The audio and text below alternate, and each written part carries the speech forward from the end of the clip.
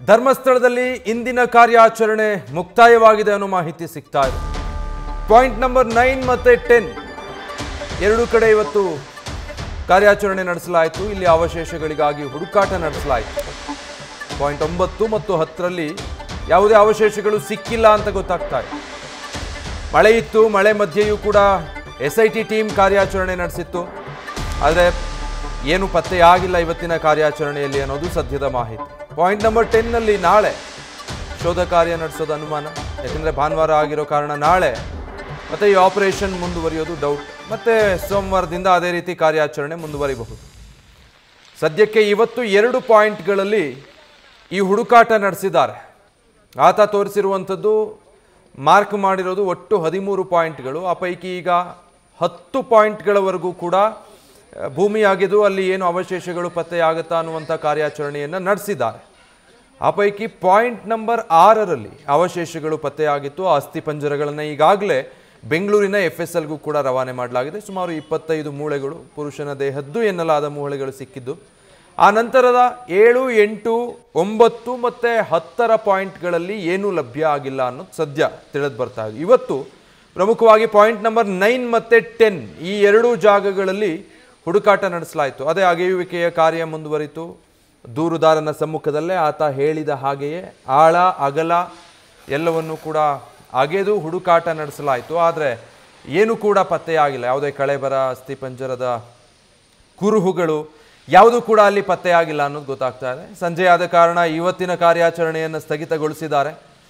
ಆದರೆ ನಾಳೆ ಕಾರ್ಯಾಚರಣೆ ಮುಂದುವರಿಯೋದು ಅನುಮಾನ ಇದೆ. ಭಾನುವಾರ ಆಗಿರೋ ಕಾರಣ ನಾಳಿದ್ದಿಂದ ಮತ್ತೆ ಇನ್ನು 3 ಪಾಯಿಂಟ್ಗಳಿದ್ದಾವೆ. 11, 12, 13. ಆ 3 ಪಾಯಿಂಟ್ಗಳಲ್ಲಿ ಮತ್ತೆ ಇದೇ ರೀತಿ ಭೂಮಿಯನ್ನು ಅಗೆದು ಅಲ್ಲಿ ಕಳೆಬರ ಅಥವಾ ಅಸ್ಥಿಪಂಜರಕ್ಕಾಗಿ ಹುಡುಕಾಟ ನಡೆಸುವಂಥ ಕಾರ್ಯಾಚರಣೆ ಮುಂದುವರಿಯುತ್ತೆ. ಈ ಬಗ್ಗೆ ಡೀಟೇಲ್ಸ್ ಕೊಡ್ತಾರೆ ನಮ್ಮ ಪ್ರತಿನಿಧಿ ಕಿರಣ್. ಲೈವ್ನಲ್ಲಿ ಜಾಯ್ನ್ ಆಗ್ತಾ ಇದ್ದಾರೆ. ಕಿರಣ್, ಇವತ್ತು ಪಾಯಿಂಟ್ ನಂಬರ್ 9 ಮತ್ತು 10ನಲ್ಲಿ ಹುಡುಕಾಟ ನಡೀತು. ಸದ್ಯ ಕಾರ್ಯಾಚರಣೆ ಅಂತ್ಯ ಆಗಿದೆ. ಏನೆಲ್ಲ ಡೀಟೇಲ್ಸ್ ಇವತ್ತಿನ ಕಾರ್ಯಾಚರಣೆ ಬಗ್ಗೆ ತಿಳಿದು ಬರ್ತಾ ಇದೆ?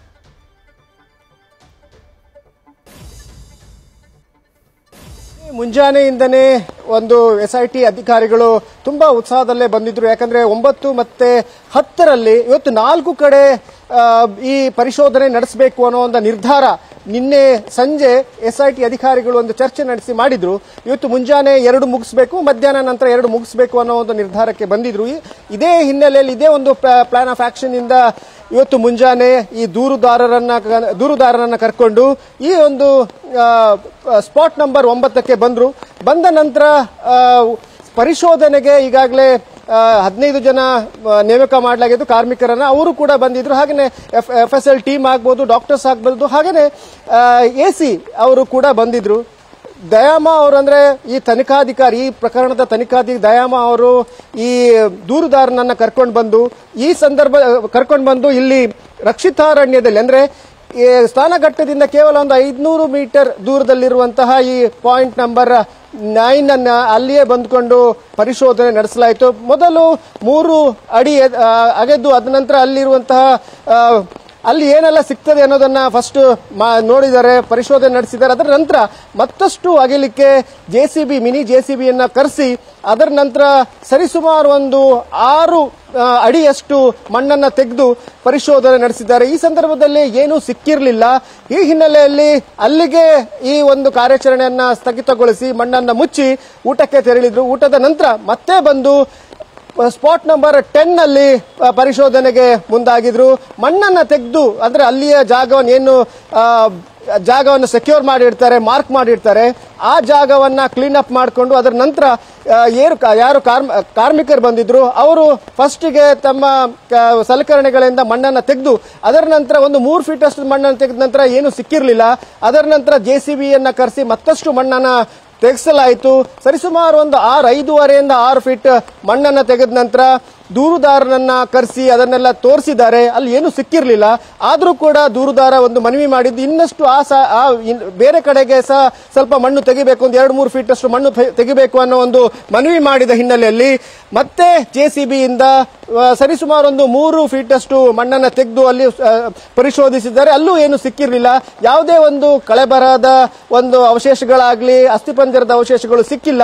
ಈ ಹಿನ್ನೆಲೆಯಲ್ಲಿ ಪಾಯಿಂಟ್ 10ರಲ್ಲೂ ಕೂಡ ಈ ಪರಿಶೋಧನೆಯನ್ನ ಕೊನೆಗೊಳಿಸಿ ಈಗಾಗಲೇ ದೂರುದಾರನನ್ನ ಕರ್ಕೊಂಡು SIT ತಂಡ ಬೆಳ್ತಂಗಡಿ SIT ಕಚೇರಿಗೆ ತೆರಳಿದೆ. ವಿಜಯ್, ಕಿರಣ್, ಇನ್ನು ನಾಳೆ ಕಾರ್ಯಾಚರಣೆ ಮುಂದುವರಿಯುತ್ತಾ ಅಥವಾ ಭಾನುವಾರ ಅನ್ನೋ ಕಾರಣಕ್ಕೆ ಸೋಮವಾರದಿಂದ ಕಾರ್ಯಾಚರಣೆ ಮುಂದುವರಿಸ್ತಾರಾ? ನಾಳೆ ಕಾರ್ಯಾಚರಣೆ ಇಲ್ಲ ಅಂತಾದ್ರೆ ಆ ಸ್ಪಾಟ್ಗಳಲ್ಲಿ ಯಾವ ರೀತಿ ಎಚ್ಚರಿಕೆ ವಹಿಸಿರ್ತಾರೆ?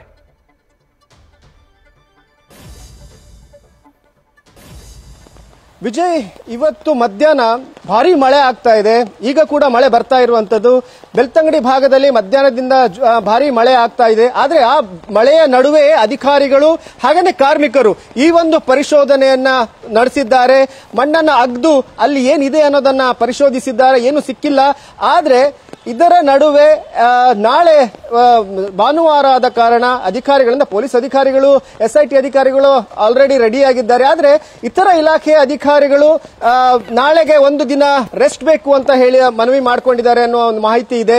ಈ ಹಿನ್ನೆಲೆಯಲ್ಲಿ ಅಂದ್ರೆ ಕಂದಾಯ ಇಲಾಖೆಯ ಅಧಿಕಾರಿಗಳಾಗಬಹುದು, ಹಾಗಾದ್ರೆ AC ಅವರು, ಹಾಗೇನೆ ಫೊರೆನ್ಸಿಕ್ ಡಿಪಾರ್ಟ್ಮೆಂಟ್ ಅವರಾಗಬಹುದು, ಹಾಗೇನೆ ಡಾಕ್ಟರ್ಸ್ಗಳು, ಇವರಿಗೆ ಒಂದು ದಿನದ ರೆಸ್ಟ್ ಬೇಕಂದ್ರೆ ಕಂಟಿನ್ಯೂಸ್ ಆಗಿ ಈ ಒಂದು ಕಾರ್ಯಾಚರಣೆ ನಡೆದಿದೆ. ಈ ಹಿನ್ನೆಲೆಯಲ್ಲಿ ನಾಳೆ ಒಂದು ದಿನ ರೆಸ್ಟ್ ಇರಬಹುದು ಅನ್ನೋ ಒಂದು ಮಾಹಿತಿ ಇದೆ.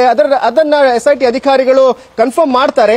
ಆದ್ರೆ ನಾಳೆ ಒಂದು ವೇಳೆ ಇಲ್ಲಿ ಕಾರ್ಯಾಚರಣೆ ಆಗದೆ ಇದ್ರೆ ಏನೆಲ್ಲ ಈ ಪಾಯಿಂಟ್ಸ್ ಗಳ ಅಂದ್ರೆ ಜಾಗವನ್ನ ಸೆಕ್ಯೂರ್ ಮಾಡಿದ್ದಾರೆ, ಮಾರ್ಕಿಂಗ್ ಮಾಡಿದ್ದಾರೆ, ಅದಕ್ಕೆ ರಕ್ಷಣೆ ಇರುತ್ತೆ. ಯಾಕಂದ್ರೆ ಈಗಾಗಲೇ ಈ ಭಾಗದಲ್ಲಿ ANF ಪಡೆ ರಾತ್ರಿ ಹೊತ್ತು ಇಲ್ಲಿ ಬಂದು ಭದ್ರತೆಯನ್ನು ಒದಗಿಸುತ್ತೆ. ಹಾಗೆ ಮುಂಜಾನೆ ಸಿವಿಲ್ ಪೊಲೀಸ್ ಅವರು ಬಂದು ಅಂದ್ರೆ KSRP ಪೊಲೀಸ್ ಅವರು ಬಂದ್ಕೊಂಡು ಇಲ್ಲಿ ಭದ್ರತೆಯನ್ನು ಒದಗಿಸ್ತಾರೆ. ಯಾವುದೇ ಕಾರಣಕ್ಕೂ ಇಲ್ಲಿ ಯಾವುದೇ ಮೂವ್ಮೆಂಟ್ ಅಂದ್ರೆ ಜನರು ಆ ಭಾಗಕ್ಕೆ ಹೋಗಬಾರದು, ಸಾರ್ವಜನಿಕರು ಹೋಗಬಾರದು ಅನ್ನೋದನ್ನ ನಿಷೇಧ ಮಾಡಿಕೊಂಡು ಅದನ್ನು ನಿಷೇಧ ಮಾಡಲಾಗಿದೆ. ಹಾಗೆ ಅದೇ ರೀತಿ ಭದ್ರತೆಯನ್ನು ಕೂಡ ಕೊಡ್ತಾರೆ. Thank you Kiran. News first ನಿರ್ಭೀತಿಯಿಂದ ನಿಮ್ಮ ಪರವಾಗಿ.